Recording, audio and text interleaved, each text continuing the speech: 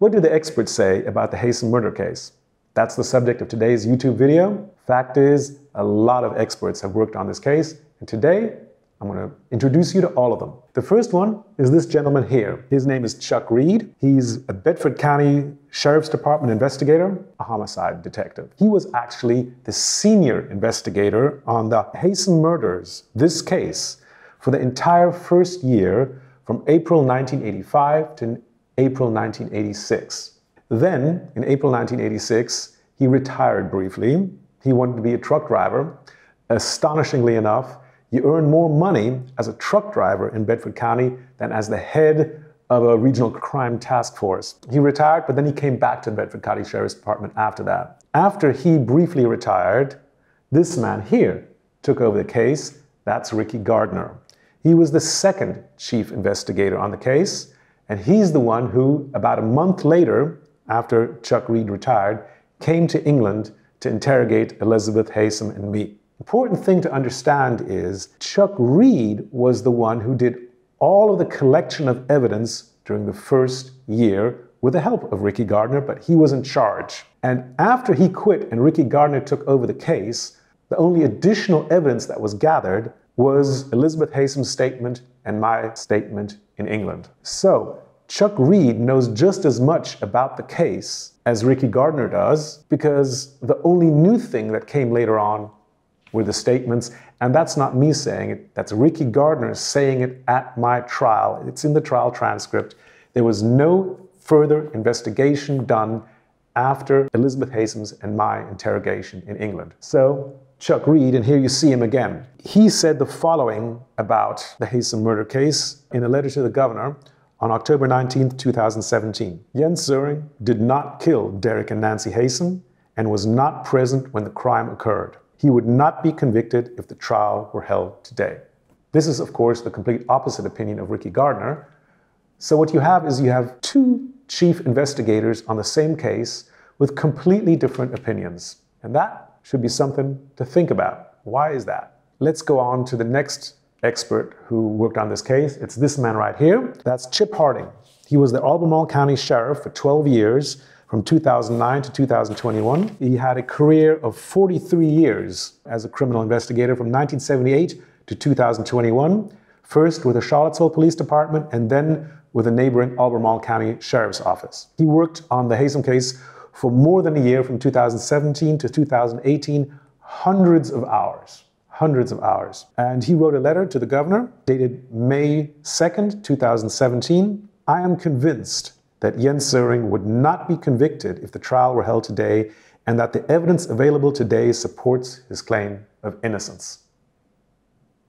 The next expert who worked on the case is this man here, Richard Hudson. He was a detective sergeant with the Charlottesville Police Department. He had a career spanning 26 years, from 1983 to 2009. He worked together with Sheriff Harding for hundreds of hours on this case from 2017 to 2018. And he said, I do not believe that Jens Soering could be convicted if he were to be tried today.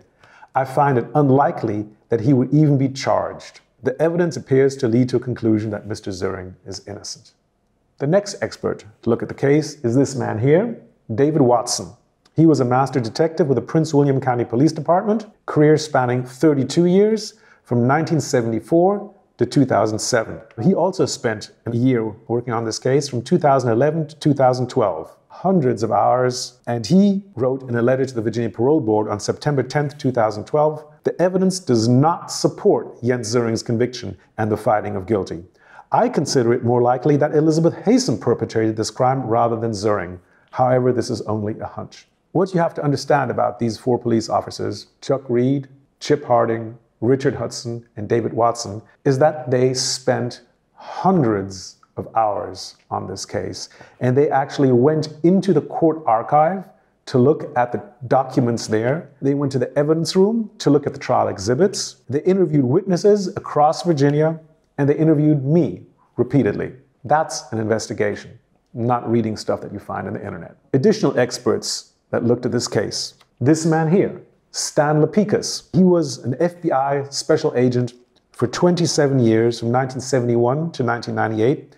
He also did other investigative jobs before and after that, but yeah, it was 27 years with the FBI. He originally came into this case to look at the subject of the FBI profile, suspect profile that was conducted on this case. And later on, he looked at the case as a whole. But initially, he was just supposed to try to figure out, was there a profile? Because incredibly, some people still dispute that an FBI profile was done on this case. Fact is, he found the original FBI file. The profile was not in the file, but there were other documents that clearly said in plain English, the FBI performed a suspect profile in this case. And then, of course, in the documentary film Killing for Love, the FBI agent who did the profile, Ed Sulzbach, said on camera in the movie, yes, I did an FBI profile on the case. And still, some people dispute this. I cannot understand why. Neither can Stan Lapicus. And then he looked at the case as a whole, and on April 2nd, 2018, he wrote, "It is highly unlikely the jury would find Soering guilty of physically committing the murders if tried today. The evidence appears to support a case for his innocence, except for being an accessory after the fact, a misdemeanor in 1985. It would appear that Ricky Gardner, the second lead investigator, the one who thinks I'm guilty, it would appear that Ricky Gardner has been less than truthful and or was kept in the dark regarding the existence of a profile." The next expert who looked at the case is this man here, Dr. Andrew Griffiths. He was a detective superintendent, head of intelligence and crime operations with the British Police. He had a career spanning 30 years from 1984 to 2014. Then he got his PhD, and after that, he worked as an assistant professor at various universities, as well as an instructor with police agencies in Europe, Asia, Africa, and North America. He only looked at a part of the case, not the case as a whole, but it was the most important part. It was the interrogation that happened in England. That's why a British police officer. He worked on that for 5 months, and he wrote on July 29th, 2016, that there were certainly significant doubts about the reliability of the confession. And then a year later, on October 20th, 2017, he wrote, "The trial verdict is unsafe. Mr. Soering would not be convicted if the trial were held today." The next expert we're going to look at is this gentleman here, Moses Shanefield. He was a professor at the Department of Forensic Science, George Washington University, a career spanning 50 years from 1971 to 2021. Unfortunately, he just died during the corona epidemic. So I cannot tell you precisely the number of hours he worked on this case, but I know that he worked very intensively on this case and actually filed 2 reports in 2017. So let me read you what he said. On May 1st and September 14th, 2017, Bodie Laboratories. Bodie was the laboratories that performed the DNA tests in this case. Bodie Laboratories and the Department of Forensic Science have excluded Jens Soering as a contributor of blood found at the crime scene. That's important because it's not his opinion, not Moses Shanefield's opinion. It's Bodie Laboratories and the Department of Forensic Science who excluded me as a source of the blood at the crime scene. But then, of course, some people raised this theory that, the samples might have been contaminated. And his job was actually to look at that specific allegation. Was there contamination? And he says there is simply no indication that either a mixture or contamination from another source compromised the DNA certificate. And that's important because if there was no mixture and no contamination, then somebody other than me bled at the crime scene.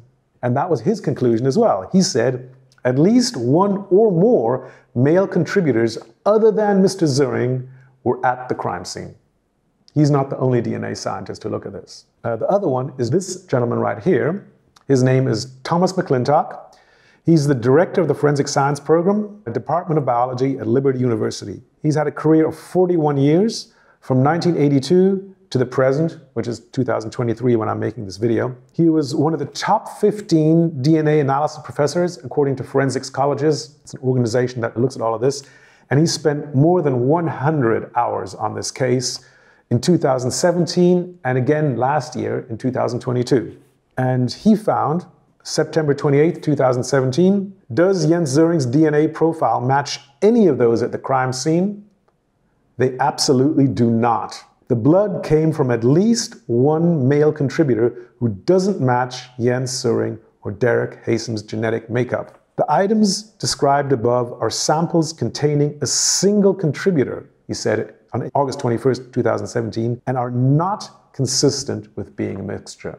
This is really important. You have two highly respected geneticists, DNA scientists, who say there was no mixture, no contamination of the samples tested, and that means there must have been at least one other male contributor who bled at the crime scene other than me. It tells you that the theory of the case that the prosecution presented at trial cannot be true. And because that finding is basically indisputable, people have now attacked both Mr. Shanefield and Mr. McClintock by claiming that I somehow bribed them. And this is a really terrible, terrible lie. First of all, I didn't have the money to bribe them. Okay, I was a prisoner. And secondly, yes, they received money. It was a symbolic payment of $200. And for these $200, they spent over 100 hours working on the case. This is not something I'm saying. This is something that Dr. McClintock put in his report of August 8th, 2022, last year, which I've linked up on another video in this series. You can read it yourself. Dr. McClintock spent over 100 hours working on this case for a symbolic payment of $200. Basically, he got $2 an hour. And if you think it is possible to bribe Dr. McClintock and Dr. Shanefield for $2 an hour, well, then I can't help you, okay? They're not being bribed or paid by me to give an opinion that helps me. They're simply reporting the facts as they found them from their examination of the DNA evidence. And here's another important point. These two are the only two people who are actually DNA scientists who looked at the DNA. Everybody else who's been writing and commenting about this is not a DNA scientist. They might be knowledgeable about some other area. Possible, okay? But they're not experts on DNA. So what you've got a situation here is basically like an auto mechanic offering his opinion on brain surgery. Auto mechanics are nice people and they know a lot about cars, but they're not experts on brain surgery. If you want to know something about brain surgery, talk to a brain surgeon. The only two DNA scientists who've looked at this are Mr. Shanefield and Mr. McClintock, and their opinion is what I just gave you. This case is not just a question of investigation or science. This case is also a question of law. So now I'm going to introduce you to a few lawyers who looked at this case. The first one is this lady right here, Gail Starling Marshall. She was Virginia's Deputy Attorney General for 8 years, from 1986 to 1994. She's had a career of 54 years as a lawyer, from 1969 to the present, 2023. She was my lawyer 6 years, immediately after she resigned from the Attorney General's office. She was the Attorney General's office, Deputy Attorney General, for 8 years, and then she was my lawyer for 6 years, from 1995 to 2001, when my last habeas corpus was denied. And then for the next 22 years, she's been my friend. 2 years ago, I was actually able to meet her in Paris so we could celebrate my release. She wrote a letter to the governor on October 23rd, 2017, in which she wrote, "There's been only one other time in my 49 plus years of practicing law at that time that I have reached the conclusion to a moral certainty that someone convicted of a crime was in fact innocent. Jens Soering was the second such instance." The first instance was a man called Earl Washington Jr. Gail Marshall was actually responsible for freeing him while she was still Deputy Attorney General. It was one of the last things she did in office was to free Earl Washington Jr., who gave a false confession, just like me, but then was proven innocent and she released him. And shortly after she got him out of prison as Deputy Attorney General, she resigned and then she became my lawyer. And she says that in that time, in 2017, 49-year career, she only met 2 people of whose innocence she was morally certain. Earl Washington Jr. and me. Think about that. Only 2 people she's sure of, and I'm one of the 2. She also said in this letter to the governor, "It is beyond dispute that if the trial were held today, no conviction could be obtained." Let's look at the next expert. It's this lady right here, Mary Kelly Tate. She's a professor at the University of Richmond Law School, founder and director of the Institute for Actual Innocence, 18 years, 2005 to the present, 2023. She's had a career of 42 years as a lawyer from 1981 to the present. And my case was actually one of the first ones that she and her students looked at the Institute for Actual Innocence shortly after its founding in 2005. Back then, there was nothing they could do to help me. But 12 years later, she could help. She wrote a letter to the governor and she said on October 27, 2017, Jens Soering was not involved in the actual commission of the crime, nor was he present at the crime scene. He would not be convicted if the trial were held today. That's Mary Kelly Tate's opinion. It's funny, it's almost exactly the same thing as the cop Richard Hudson said. For once, the lawyers and the cops are actually in agreement. Doesn't happen often. And now we come to the last expert who really looked closely at the case, and it's this gentleman right here, Irwin Cotler. He's the Minister of Justice and Attorney General of Canada from 2003 to 2006. Then in 2015, he founded the Raoul Wallenberg Center for Human Rights. He's had a career of 50 years, from 1973 to the present, 2023, as an attorney.